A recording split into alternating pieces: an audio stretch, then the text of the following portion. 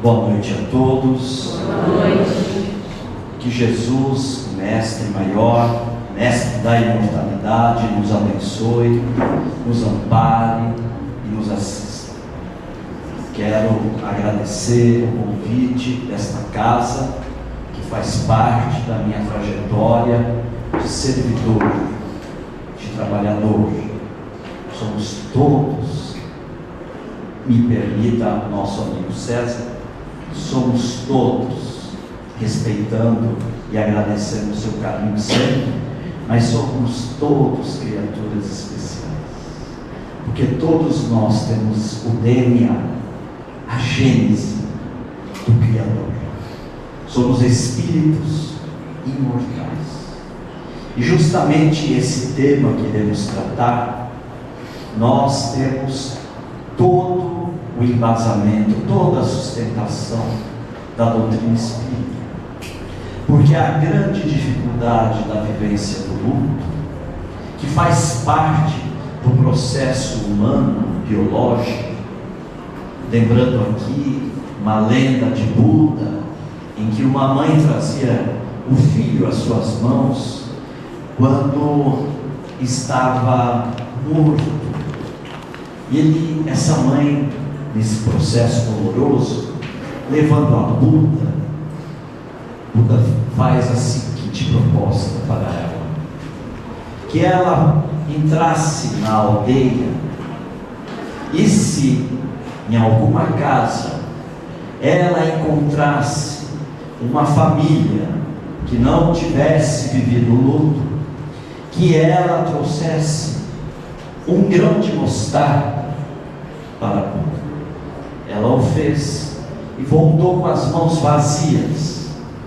Por quê? Não há um lar, não há uma família neste planeta que não vivenciou o que chamamos de luto, ou que está vivendo presentemente, recentemente, o luto, ou que irá viver o luto, porque é um processo natural, biológico, em que todos nós da humanidade iremos enfrentar. A questão da vivência do luto, a doutrina espírita tem solução. Ela, por isso, é considerada, está no capítulo do Evangelho segundo o Espiritismo, o Cristo Consolador, porque consola, instruindo, trazendo para nós a grande questão da imortalidade da alma, mas não numa visão teológica, não numa visão de uma fé dogmática, que apenas apresenta e formula uma questão de imortalidade no terreno da filosofia, e que não tem uma comprovação que identifique de fato que somos imortais.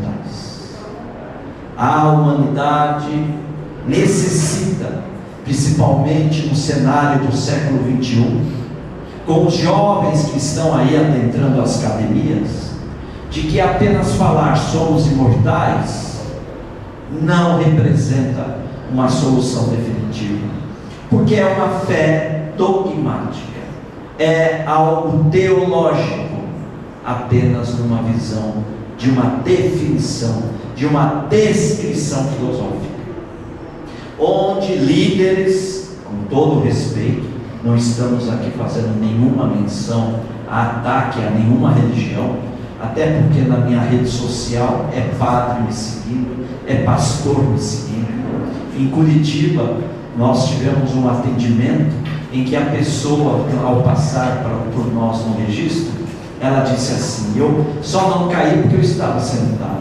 Ela disse assim: quem indicou você para vir à reunião foi o pastor. Eu falei: você está falando, você está ciente do que você está falando? Sim. O pastor te segue no YouTube, no teu canal, e disse que aqui podia vir sim buscar a reunião. Então veja, eu estou muito tranquilo para tratar de um tema que é extremamente necessário focar alguns aspectos da visão interpretativa de nossos irmãos o catolicismo, os nossos irmãos evangélicos, os nossos irmãos espiritualistas. Portanto, fica aqui que não há nenhuma posição de ataque, mas apenas para referenciar e dar embasamento do que a doutrina espírita nos reporta à questão da imortalidade da alma. Porque em doutrina espírita, imortalidade da alma é um fato extremamente notificado, registrado em todas as épocas da humanidade, em que a mediunidade, o médium, o profeta do passado, abdoniza lá dos templos de Delfos, na Grécia, o hinduísmo, a China milenar, a Roma com os seus oráculos, no Egito, com todos aqueles oráculos que atendiam os faraós. A humanidade está notificada da imortalidade da alma pela presença do mundo espiritual agindo no mundo físico de forma clara e efetiva. Só não quer ver quem quer fechar os olhos, que está envolvido por preconceitos religiosos, preconceitos do niilismo, preconceitos do materialismo, do reducionismo. Paciência, continue navegando, porque o trem vai passar, o trem já está passando. Então a questão da imortalidade da alma é muito bem delineada e definida no Espiritismo, porque justamente a doutrina espírita nasce de um educador que irá buscar o conhecimento de fenômenos que agitavam a Europa. Começou na América do Norte, invadiu a Europa, inicialmente pela Inglaterra, Alemanha, e se tornando efetivo nos cafés parisienses. E um homem educador, respeitado até pelo governo francês, as suas obras literárias eram extremamente trabalhadas, editadas e adotadas pelo governo francês. E ele então vai pesquisar aquelas mesas que giravam. E resumindo, quem quiser maior detalhe, procure o curso básico de Espiritismo nessa casa. Você vai ter os detalhes. E é a partir daí que ele vai perceber que aqueles fenômenos que sempre existiram eram os espíritos, era o mundo espiritual que cuidava de agir nos fenômenos para dizer: nós estamos vivos, nós estamos ao lado de cada um de vocês, nós os acompanhamos. E o codificador da época, o professor Rivaio, que se tornará nosso querido codificador Allan Kardec, pergunta: mas quem é vocês? É uma criação à parte, onde o Criador criou o planeta Terra, a humanidade, e à parte criou os espíritos? Não. Os espíritos nada mais são do que os próprios homens, que estiveram na vestimenta física e agora se encontram no mundo espiritual. Portanto, os que amamos são os espíritos, que continuam sendo eles mesmos, com RG e CPF, cada um com o seu, porque lá eles lembram do seu RG e do seu CPF. Por isso que cada um com o seu CPF e com o seu RG. É por isso que quando nós tratamos o luto, pode mudar, meu querido, e nós vamos definir o que é o luto, pode passar. Nós vamos ver que o luto é a dor da perda de alguém que amamos e que terá respostas físicas e emocionais. Vou repetir: o luto é a dor da perda de alguém que amamos. Só que nós vamos mudar depois essa definição aqui no final. E que tem respostas físicas e emocionais. E o sentimento mais proeminente é a profunda tristeza, em todos os mundos.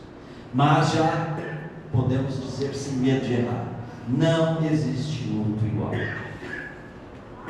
Não existe luto igual.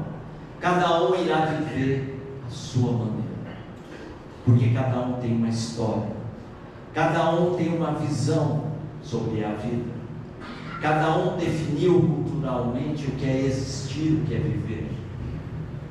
Para o católico, o evangélico, é uma forma de ver. Para o espírita, é outra forma. Para o materialista,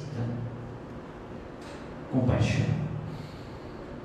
Porque parece que ele não tem pulsão, ele não tem norte.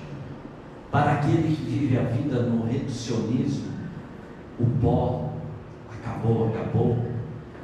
Que tristeza deve ser para esse coração. Todos sofrem com a partida de seu ente querido, todos.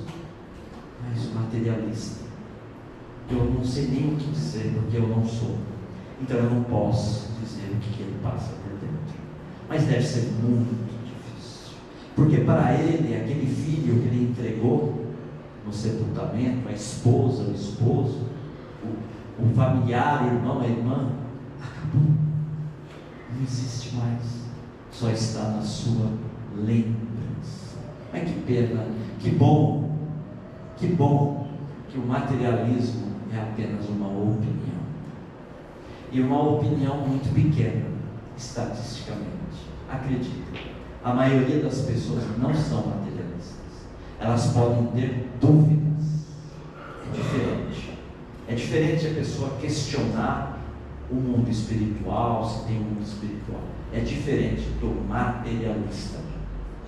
Então o luto é um processo de realidade, de readaptação, e que a pessoa vai ter que vivenciar, e faz parte de uma lei divina que a gente vivencia. Nós precisamos viver no luto. É um ponto em que deságua todo o nosso psiquismo, porque senão a gente não aguentaria aquela dor que está lá dentro. E a gente precisa então, de forma natural, viver esse luto. Mas até quando? Como? Essa é a grande questão. Mas essa perda pode ser também de um emprego, pode ser a perda de uma família, pode ser a perda de um animal. Vejamos agora o que aconteceu numa aviação no Brasil conhecida, onde um animal desencarnou. Eu fico imaginando a dor deste homem que nós vimos. Eu tenho que tomar cuidado para falar aqui, né? Até porque isso está em via de processos judiciais. Então veja a dor que nós devemos respeitar. Eu lamento tanto quando eu ouço assim: nossa, olha só, está sofrendo por causa de um animal. Essa pessoa ainda não cresceu, essa pessoa ainda vai ter que lapidar um pouco o seu coração. Como eu também nós temos que ter compaixão daquela pessoa. Olha, o marido desencarnou já faz 4 meses, olha, está lá no shopping feliz, vi comprando perfume e roupas.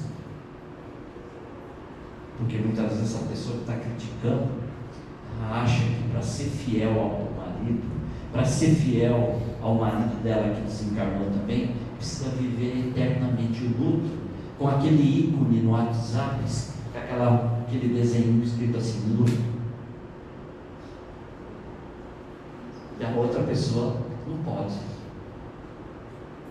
Essa pessoa, ela vive a dor, ela tem saudade, ela tem eternas lembranças do marido, mas ela precisa continuar vivendo, porque o marido também vai continuar vivendo no mundo espiritual. Mas tome cuidado quando se trata, porque um dia eu brinquei aqui numa final de uma reunião de psicografia, eu brinquei, a pessoa, meu marido, será que arrumou alguém lá no mundo espiritual? E eu brinquei, estava autografando, eu brinquei com a pessoa, olha, se conheceu a Marilyn Monroe, pode ser que sim. E a pessoa ficou desesperada. Gente, ela ficou desesperada. Mas não é possível, minha querida, eu estou brincando com você. Fique tranquila. Fique tranquila. Só estou brincando com você. Então a gente tem que tomar muito cuidado no que fala, não é? Porque às vezes a gente quer descontrair e a pessoa acaba levando assim de uma forma séria. Vamos passando aí, meu médico. Vamos lá. Então o luto é uma etapa entre duas fases: a vida que fica na lembrança e a vida que vem depois. Então nós estamos todos vivendo o luto, nós estamos aí. O luto, a desencarnação. Então é um tempo entre duas fases da vida: a vida que fica e a vida que vem depois. Muito bem, pode passar. E nós temos dois tipos de luto: o luto natural e o luto complexo, que é o transtorno complexo do luto persistente. O luto natural, a pessoa, vocês vão ver, passa pelas 5 fases do luto, correto? Ela vive a dor, a saudade, aquele primeiro mês que é difícil, aquele sofrimento, ela está se readaptando. Mas essa pessoa, ela acaba por ter um perfil de olhar para frente, ela continua vivendo, ela continua cumprindo com o seu dever de família. Se ela tem a sua profissão, ela continua no seu trabalho, ela continua participando da sua religião, da sua trabalho profissional, a sociedade. Mas não significa que ela não tenha um momento da dor, da saudade. Aquele dia é mais difícil. Por exemplo, eu senti uma dor quando eu entrei aqui no Pais e Filhos hoje. Uma dor boa, porque eu lembrei do tempo que eu estava em Osasco, o tempo que eu morava aqui, que eu sentava ali junto com o seu Francisco, a Maria, eu ficava aqui, e muitas vezes depois ia para casa, não tinha o que fazer, e minha vida tomou outro rumo, fui para Curitiba. Então eu sentia saudade da dona Cidinha, saudade da dona Guilhermina, a saudade do seu Nestor, que está presente, a saudade de tantos corações que já desencarnaram, não é daqui, mas sentia a saudade do seu Áureo, sentia a saudade da dona Ládia, a turma que começou ali comigo. Eu senti uma saudade, foi uma dor gostosa. Agora, se eu ficar deixando aquilo e contaminando, pode virar o quê? Uma tristeza, uma depressão. Eu posso chegar lá em Curitiba, em Venceslau, e falar: ai Deus, quero voltar para Osasco. Não é esse o caminho, vocês estão percebendo? Mas aí eu recupero, faço minha reposição mental. Então isso é um luto natural. A pessoa vai sentir dor, mas ela vai caminhar. Agora, um luto complicado. E aqui, ninguém que está aqui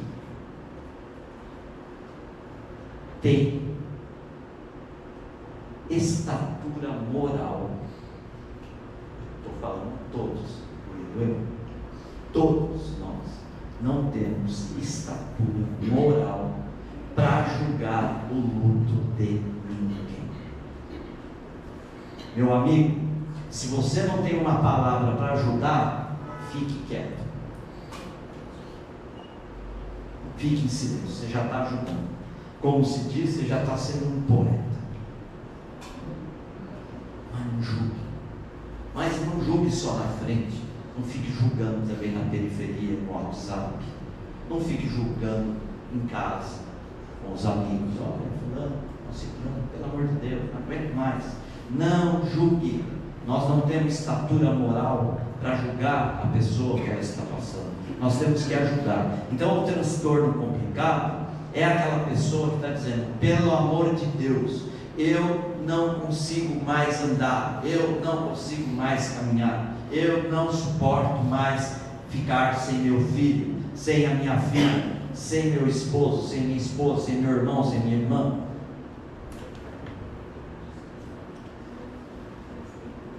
Ela não consegue, não é porque ela não quer, é porque ela não consegue. E com isso ela perde o emprego, porque ela não consegue mais desenvolver o trabalho. E o mundo capitalista não está nem aí. Eu preciso de número. A pessoa às vezes perde a família, o casamento. Eu vejo isso. Há 40 anos na psicografia eu vejo lares se desfazendo, porque um ou outro não aguenta mais ver aquela situação. A pessoa também deixa a religião, a pessoa na sociedade. Nós vamos tratar dessa questão. Então é um luto complicado, tá ok? Nós vamos falar sobre isso. Pode avançar? Então eu não vou ler tudo isso, tá bom? Esse material está com a casa. Quem precisar do material pode pegar, porque as minhas palestras são públicas. Eu não tenho esse negócio de ficar guardando palestra no meu arquivo e não mostrando para ninguém. Nada de dar botão direito ou ocultar arquivo. Comigo não tem essa. Então quem quiser, só pedir: eu gostaria da palestra do Kleber, está autorizado. Só não fica aí divulgando. Assim que eu digo toma cuidado para divulgar. Só isso que eu peço, toma cuidado para divulgar. Tem que ter critério. Então o DSM-5 é o Manual Diagnóstico Estatístico de Transtornos Mentais, que foi criado pela Associação Americana de Psiquiatria. E sabe o que está dizendo aqui? Eu vou resumir. Quando uma pessoa vive o luto 12 meses e ela é aquela pessoa: não aguento mais, é caso clínico, é caso para médico, é caso para procurar o profissional médico, é caso para procurar o psiquiatra, é caso para procurar o psicólogo, o terapeuta. Não bobeie. Não bobeie. Esses médicos não resolvem nada. Quem somos nós para falar sobre isso? Colocar todo mundo dentro de um saco não está correto. Você não está se amando. Então procure. E você que está do lado e está percebendo teu ente querido dessa forma, bota dentro do carro e manda ver com a agenda já lá com o médico. Porque essa pessoa muitas vezes não tem poder de decisão. Ela não consegue nem decidir mais. E você tem que fazer esse papel, salvar a vida do teu familiar. Então isso daqui é caso. Eu estou colocando aqui para vocês uma pesquisa que eu fiz com médico. Eu estou ligado à Associação Médica Espírita, no sentido da amizade que eu tenho com eles, e eles me orientam. A partir de 6 meses é a criança. Então esse é um marco temporal que a gente tem que ficar atento. Se você está aqui, já está 1 ano com o transtorno complexo do luto persistente, não fique só na casa espírita. Não fique só tomando passe. Procure os médicos, porque nós temos aqui neurônio, quimismo, sinapse. Nós temos aqui sistema nervoso. Nós temos aqui vários órgãos que compõem os sistemas. E eles são bombardeados pelas as nossas emoções descontroladas. Então todo dia chorando, todo dia desesperado, todo dia quero me matar, todo dia não quero mais viver, essa vida não presta, Deus não existe. Então todo dia fazendo isso. Não tem estômago, não tem fígado, não tem cérebro, não tem órgão sexual que aguente. Vai chegar uma hora, vai dar um cataclismo. Então corra. Não tenha medo de tomar medicação. Eu não vou tomar aquelas medicações, eu vou ficar mais doido. Vai ficar mais doido se você chegar no mundo espiritual assim. Você acha que você vai chegar do jeito que você está aqui? As pessoas estão tão perturbadas, elas não têm essa noção da doutrina, porque uma das coisas que Kardec percebeu na pesquisa, conversando com o mundo espiritual, é de que nós chegamos lá do jeito que nós estamos aqui. Então, se você está assim por causa do teu ente querido, que você está desesperado, etc. tal, você vai chegar assim do lado de lá. É isso que você vai se apresentar para ele no mundo espiritual? É dessa forma. Mas tudo bem. Vamos lá nas 5 fases. Pode passar mais um e mais um, mais um. Aí vou trazer 2 pioneiros dessas fases. Essa senhora, a doutora Elizabeth Kubler-Ross, uma médica psiquiatra que fez um trabalho pioneiro com pacientes terminais. Por isso que ela é a enfermeira médica da caridade, do amor. Ela tem estudos hoje documentados na ciência. Ela definiu que nós passamos por 5 fases quando estamos doentes terminais. Mas o próximo, pode passar o próximo, é o Dr. Colin Murray Parkes, um psiquiatra britânico. Ele é pioneiro no estudo do ele foi assim amigo da nossa querida doutora Kubler-Ross. Só que ele fez o seguinte: ele fez as 5 fases dos que ficaram. Enquanto a doutora Kubler-Ross ela trata o doente que vai desencarnar, o Dr. Colin trata do ente querido que ficou. Pode virar. Eu indico esses 2 livros. O Sobre a Morte e Morrer é da doutora Elizabeth Kubler-Ross. Pode tirar foto aí, deixa um pouquinho para eles aí. E o Amor e Perda,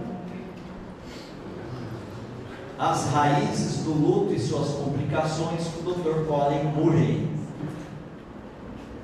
Parkes.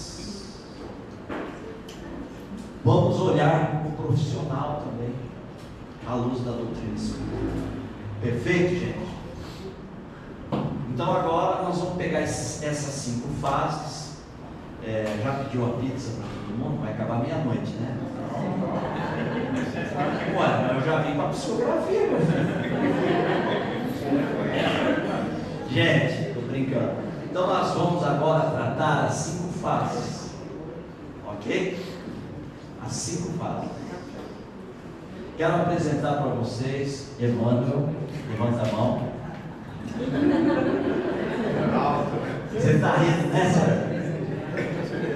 Você está rindo nessa? E apresento para vocês João Paulo II. César. Muito bem. A gente sempre brincou. E cadê o Buda? O Jorge? Cara, o japonês não veio hoje. O Japa não veio hoje. Então tá bom.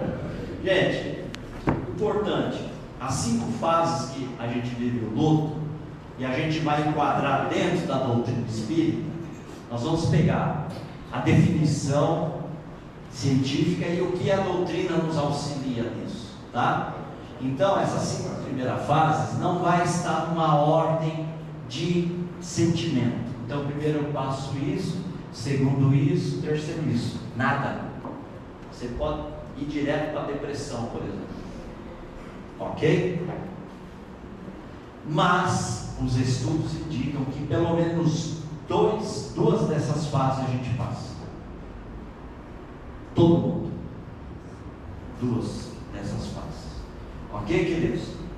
As fases não ocorrem em ordem e o objetivo é chegar na aceitação. Vamos lá? 5 fases, está aí. Pode mudar. Estão aí as 5 fases do luto: negação, raiva, barganha, depressão e aceitação. São as 5 fases. A última é o objetivo de nós chegarmos. Esse é o objetivo da casa espírita.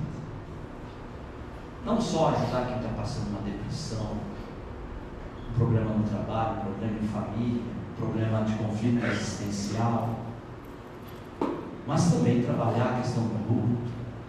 A casa espírita ajuda o jovem que quer vencer a droga. A casa espírita ajuda o casal que está quase se separando. A casa espírita ajuda quem está pensando em abortar. A casa espírita ajuda principalmente quem está com pensamento suicida. Mas a casa espírita também ajuda quem está passando pelo luto. E aí nós vamos navegar nos 5. Não se preocupa que aqui nós não vamos entrar em todos os detalhes. Eu estou resumindo. Qual é a negação? A pessoa nega que o ente querido partiu. Já sepultou, fez o velório, sepultou, e a pessoa nega que o ente querido partiu. Mecanismo de proteção contra a dor. A pessoa quer se proteger. Então ela fala, não é verdade, ela não morreu. Então ela nega que isso acontece. A pessoa nega a realidade que não está preparada para aceitar. Então ela faz esses questionamentos aí que eu vou pedir para vocês prestarem atenção. Quando eu for ler o branquinho, entra dentro de você. Então nesse processo de negação, que normalmente ocorre no início, a pessoa fica num estado de incredulidade, ela perde o chão. Já ouviu falar? Ela perde o chão. Ela perde a noção de espaço e tempo. Ela às vezes não sabe onde está, como que é, o que aconteceu. A pessoa, não é que ela perdeu o psiquismo, o controle psíquico, mas ela se sente estranha. Então ela entra num estado de incredulidade, ela fica, por que aconteceu? Ela mantém a pessoa perto dela, ela dificilmente muda os hábitos que ocorria com aquela pessoa, porque aquela pessoa não morreu, no sentido material. Nós tivemos um caso de psicografia pelo Brasil, certo? Em que a mãe manteve o quarto intacto, continuava lavando a roupa do filho, guardando, chamava ele para o horário do trabalho, fazia o almoço para ele, colocava a cadeira do lado, colocava o prato e conversava com ele no almoço. Esperava o filho chegar do serviço para tomar banho para ir para a faculdade. Fazia o jantar do filho quando o filho chega. Legal. Acredite, tem pessoas assim. E o nível mais terrível da negação é quando a pessoa vai dormir com o ente querido na lápide. Nós tivemos um caso assim no Brasil. O ente querido ia toda noite dormir na lápide. É a negação. Ok? O que o Espiritismo pode ajudar sobre isso? Nós vamos ver. Vamos no próximo? Raiva. É um processo que muitos fazem. A pessoa fica revoltada. Dependendo da situação, ela fica revoltada. Certo? Dependendo do desencarne, como ocorreu, ela fica revoltada. Porque às vezes tem que envolver perdão. Tem casos que você envolver perdão, dependendo da desencarnação.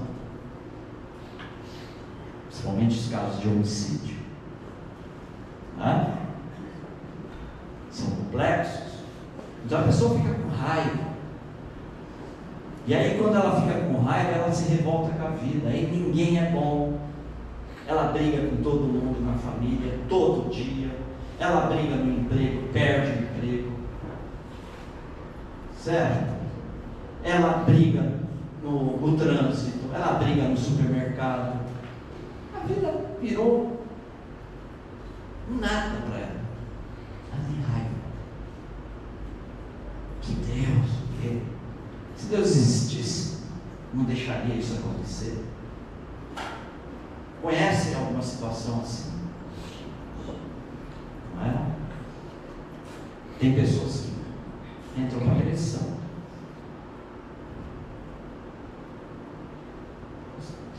As cartas psicografadas, elas alcançam tantas situações, meus queridos, que nem nós, na condição de médium, tão pequeno que somos, que a gente nem imagina o que acontece. Nós tivemos uma psicografia aqui, em que a família já tinha preparado o revanche do autor do homicídio. Nós não sabíamos nada disso. O parente vem na carta e fala: não faz isso. Não faz isso. A pessoa aqui, acho que vocês não sabem isso, a pessoa que ligou para o contratado, porque estava já contratado para matar o outro na segunda-feira, já dava tudo a coisa. A pessoa com a carta que o filho tinha falado, com tantos detalhes maravilhosos, ele viu que era o filho que estava ali, não era uma carta genérica, assinatura, aquelas coisas todas, viu que era o filho. Papai, nossas mãos nunca foram de sangue, não faça isso. Depois eu estava aqui, a pessoa, acabei de ligar, e ele falou: já paguei, né? Que fica aí esse dinheiro. Ligou para a pessoa, falou: olha, não quero que faça mais isso, fique com o dinheiro, não quero de volta, fique aí. E depois essa pessoa frequentou algum tempo depois e realmente foi confirmando, não ocorreu nada. Então veja como é as coisas da reunião. A barganha é um pré-luto, que a pessoa já sabe que está desencarnando e a gente está vivendo já um pré-luto, né? A gente sabe que a pessoa está indo. E aí a gente vive um pré-luto, mas fica uma barganha: Senhor, Mestre, Criador, não é?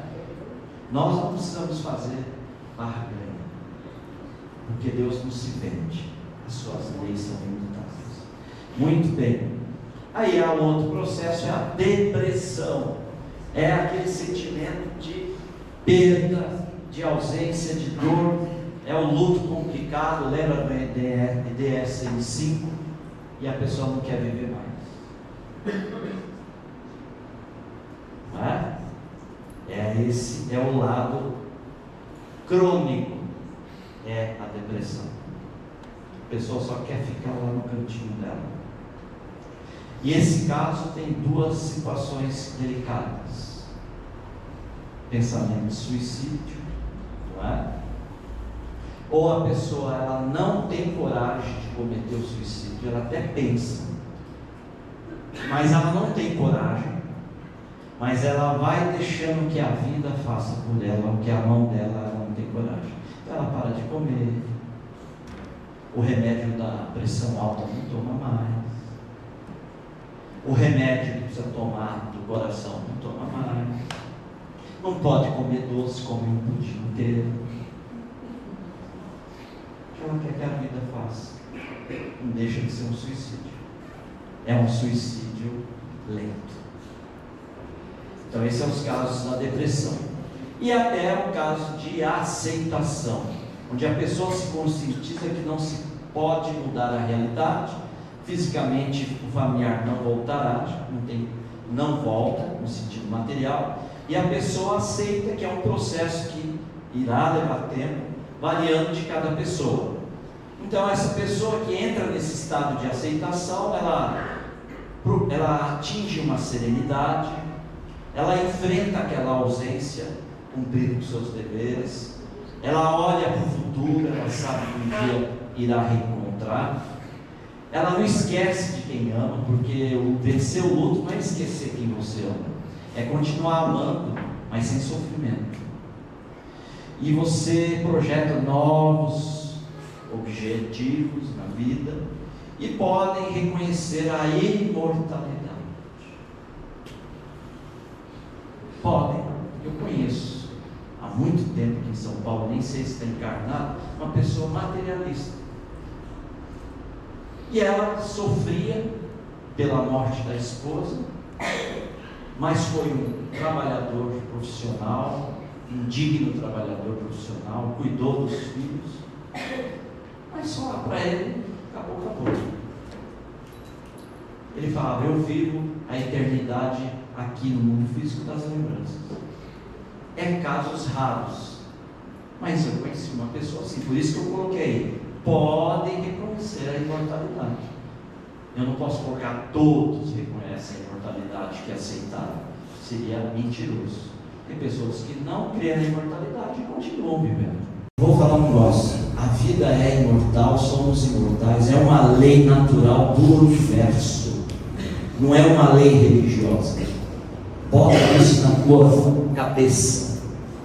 Acima de tudo, imortalidade da alma é uma lei do universo, é uma lei da vida, independente de qualquer religião. As religiões apenas estudam ela. Compreendeu? As religiões apenas interpretam essa imortalidade. Só isso. Porque é uma lei natural. O materialista vai dizer: é imortal. O palmeirense é imortal. O corintiano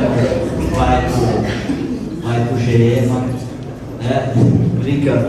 Mas para quebrar um clima um pouco. Então, não vamos negar, porque dói, mas ele não se foi para sempre.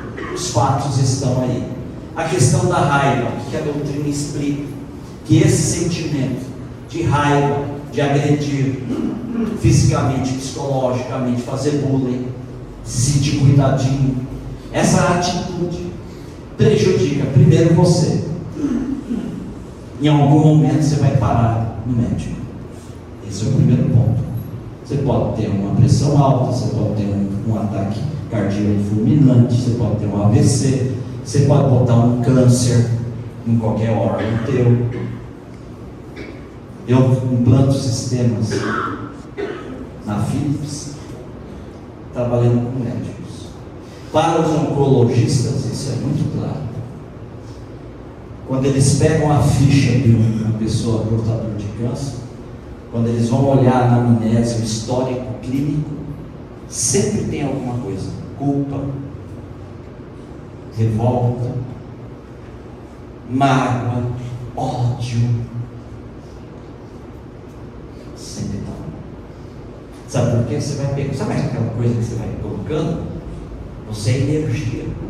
Você vai passando tudo isso daqui, vai indo para cada célula tua. Aí vai batendo, chega uma hora não aguenta. Nossa, com a dor aqui, não sei o que, vai lá, faz o exame, filho, você está com um tumorzinho. Não que todos que vão ficar com raiva tiveram câncer. Quando vocês ficaram 23 anos na fila, lembra? Vocês ficaram 23 anos na fila para levantar um caneco. Vocês ficaram com raiva. Imagina, será que todo mundo ficou com câncer? Só brincando, sabe? Já que vocês falam que a gente não tem mundial, a gente tem que arrumar alguma coisa para você. Mas brincando, né? Olha só, você está querendo dar mensagem amanhã, é isso? Bom, gente, então, a pessoa que tem raiva, o que a doutrina esclarece? Que ela precisa trabalhar por dois motivos. Um, para não criar problema para ela e para o que está em torno. E o principal de tudo, o teu ente querido sabe tudo. Ele sabe o que você está pensando, o que você está fazendo, o que você está arquitetando. Você pode ter certeza disso. E eles são fofoqueiros. Porque às vezes eles entregam a esposa que, papai, a mamãe estava chorando lá no chão, tal. A mãe estava fazendo escondido. Mas faz para mostrar que é ele que está lá dando a mensagem. Então, são dados comprobatórios. Então, você também prejudica quem você ama. Porque tudo que sai daqui vai para lá para eles. E aí às vezes eles perguntam para os mentores: hoje eu levantei meio triste, mas eu estava tão bem ontem. Depois da palestra do Dr. Bezerra que eu assisti, estava tão bem, mas hoje eu estou tão triste. É aquela energia que está vindo lá do mundo físico, está chegando no nosso ente querido. A barganha a gente pode fazer, porque nós queremos o bem, a gente quer que a pessoa fique, é normal. E acontece às vezes de ficar. Chico Xavier era para ter desencarnado por volta de 60 anos, 60 e poucos anos.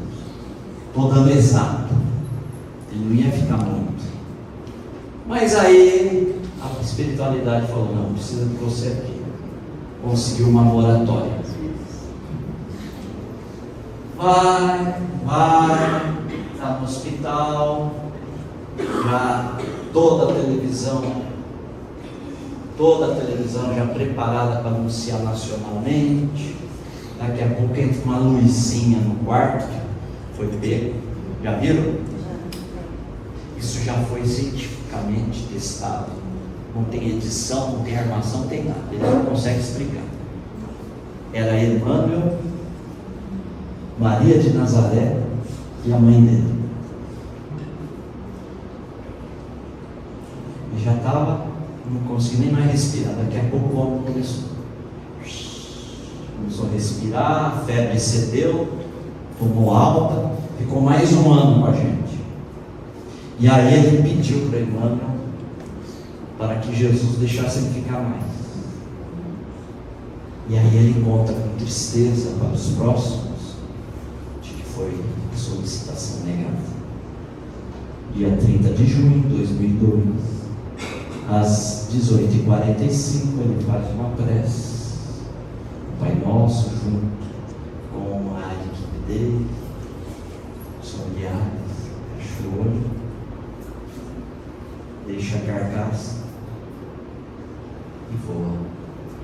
E é recebido por Jesus. Chico Xavier foi recebido por Jesus. Bom, só podia, né? Ia ser recebido por quem? Então pode ter, não existe, mas não tem que esteja preparado para ou não. E finalmente, temos a depressão. Então a não aceitação nos leva ao quê? A esse estado que também vai chegar até os nossos entes queridos. Até agora você definiu os efeitos nessa fase. Mas qual é o benefício da visão da doutrina espírita? Encerramos aqui dizendo que Voleipsis literis. A visão da doutrina espírita compreende-se que estamos sob o comando do pensamento de Deus e suas leis perfeitas.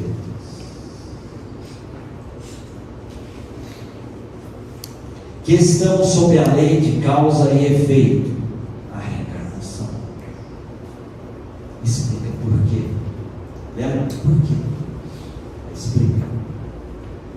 Que estamos sob o alicerce da imortalidade. Quer um exemplo bem pequeno? Posso dar? Esse ano eu completo 40 anos de tarefa mediúnica.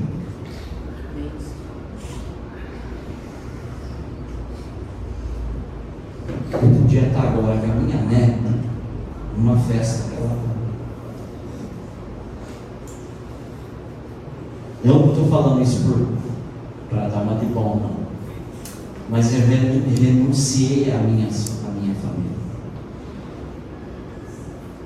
A minha irmã que mora em Jundiaí, chama Thaís, ela falou: Orlando, hoje eu entendo. Porque você com 21 anos, a gente fazia as festas dos seus sobrinhos e você não comparecia nas festas de sábado. A gente ficava até meio revoltado, até bravo com o Espiritismo. E ela me falou recentemente: a gente entende por que você renunciou. Faz quase um ano que eu não vejo meus irmãos, né? Eu trabalho profissional. Não sou rico, não sou milionário. Vivo normalmente como qualquer pessoa. A minha esposa não está aqui, senão as pessoas perguntam: e a Letícia? Só o ano que vem. Está trabalhando no Tribunal Regional Eleitoral, queridos. É plantão até a eleição. Eu saí daqui, ela chorando. Ninguém vê isso. Então estou deixando a esposa, podia falar: olha, tempo eleitoral, cancela a psicografia. Certo? Eu tenho um compromisso amanhã, estou encerrando. Eu tenho um compromisso amanhã que eu não posso faltar. Já falei. Por isso que amanhã nós vamos agilizar. Eu peço, por favor, que vocês me compreendam. Amanhã, por favor, eu preciso sair daqui cedo. Tá? E por isso eu peço a colaboração de todo mundo que vai vir amanhã. Sempre que eu posso, eu estou saindo daqui 3 horas, 4 horas da tarde, com muita alegria. Mas amanhã não posso. Não posso. Porque eu tenho um compromisso inadiável. Certo? 40 anos é a primeira vez que eu estou pedindo que vocês me entendam, me compreendam amanhã. Tá? E juro, se Deus permitir, estamos aqui para a tarefa. Então, a maior prova que vocês podem ter, por que eu ia ficar perdendo tempo? Por que eu ia deixar a família? Por que eu ia deixar o emprego que eu tive no exterior, que poderia estar bem hoje, muito bem, e não aceitei ir para o exterior? Recentemente me chamaram ali naquela sala aqui no Pais e Filhos. Olha aí, no Japão, com emprego, casa, tudo montado, com uma condição, montar o centro espírita e fazer psicografia. Eu agradeci e falei não. No interior de São Paulo, um pai que recebeu a mensagem da filha, fazendeiro multibilionário, terminou a reunião e pediu meu Pix. Ele estava tão feliz que ele não acreditava em nada. E quando ele viu a carta, com todos os detalhes, a filha escreveu com a caligrafia dela de ponta a ponta, assinou, falou e etc. Ele ficou tão maravilhado que ele viu que ali a vida é imortal, que ele veio, não para me ofender, mas ele veio para agradecer. Não vou falar que era um valor maravilhoso financeiramente. Vou falar, era um valor que eu e a Letícia estávamos com esse, e estamos pagando um empréstimo no banco, porque nós abrimos uma escola em Curitiba de música, o filho dela é músico, e a gente, para abrir a escola, tivemos que emprestar, e era justamente o valor que a gente poderia zerar. Então eu falei, a minha mediunidade que Jesus me prestou, eu não vou perder. Essa eu peço, mestre, que eu não perca. Eu posso perder tudo, menos essa. Eu virei para ele e falei assim: procure um hospital, pegue esse valor e compre no que você achar que deve ser necessário. Um aparelho de exame, um remédio, qualquer área. Não, mas não, senhor. E ele disse: está no meu lado. Senhor, já que o senhor quer dar, o senhor se compromete comigo, com a espiritualidade, com Deus, o senhor vai ajudar esse hospital?